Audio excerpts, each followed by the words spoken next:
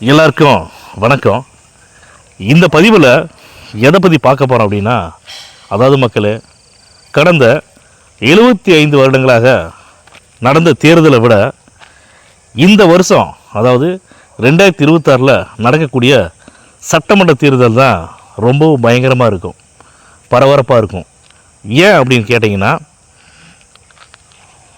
கலைஞர் ஐயா காலத்துலையாக இருக்கட்டும், எம்ஜிஆர் ஐயா காலத்துலையாக இருக்கட்டும், ஜெயலலிதாவோட காலத்துலையாக இருக்கட்டும், இவங்களுடைய காலம்லாம் முடிஞ்ச ஒருபாடு 2021 முதல் முறையாக திரு ஸ்டாலின் ஐயா முதலமைச்சராக தமிழ்நாட்டு மக்களால் ஆக்கப்பட்டார். 2016 ஜெயலலிதா இறந்த ஒருபாடு என்னென்ன நடந்துச்சுங்கிறது தெரியும். திரு எடப்பாடி பழனிசாமி அவங்க எப்படி முதலமைச்சர் ஆனாங்க அப்படிங்கிறத தமிழக மக்கள் யாரும் மறக்கலை. அப்போ 2021 இருந்து 26 வரைக்கும், இந்த நாள் வரைக்கும் திமுக ஆளுங்கட்சி மக்களுக்கு தேவையான, மக்களுக்கு நல்ல நல்ல திட்டங்களை கொண்டு வரல. அவங்களெல்லாம் பார்த்து ஏதோ ஒரு திட்டம் கொண்டு வந்தால் கூட அந்த திட்டத்தை கூட அவங்களால, அந்த திட்டத்துக்கு உண்டான நிதியை கூட ஒதுக்க முடியாமல் யார் யார் எவ்வளோ கோடி ரூபாய் கொள்ளையடித்தாங்க அப்படிங்கிறத தமிழக மக்கள் நல்லா தெரிஞ்சிருப்பீங்க. நம்மளுடைய பதிவில் கூட சில பேர், விஜயை வெறுக்கக்கூடிய சில பேரை பார்த்து நான் கேள்வி கேட்குறேன். திமுகவுக்கு சப்போர்ட் பண்ணக்கூடிய உங்களை பார்த்து நான் கேட்குறேன்.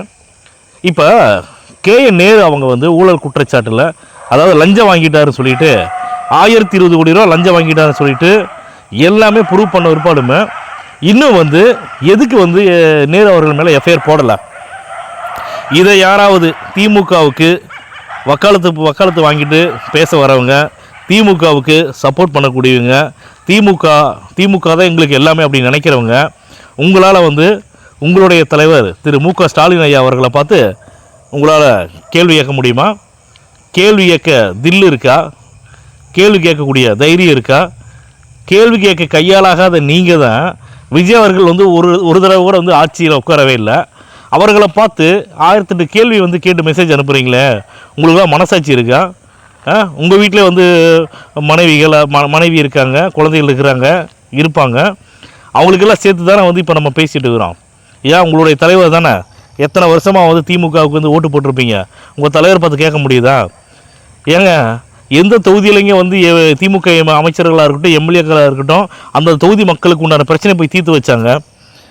ஒவ்வொரு ஏரியாவில் போனால் திமுக எம்எல்ஏவாக இருக்கட்டும், வார்டு கவுன்சிலரை தமிழக மக்கள் போட்டு புரட்டி எடுக்கிறாங்க, அடித்து விரட்டுறாங்க. கொஞ்சம் பொறுத்துங்க. 2026 சட்டமன்ற தேர்தலில் திமுக ஆட்சியவே மக்கள் விரட்ட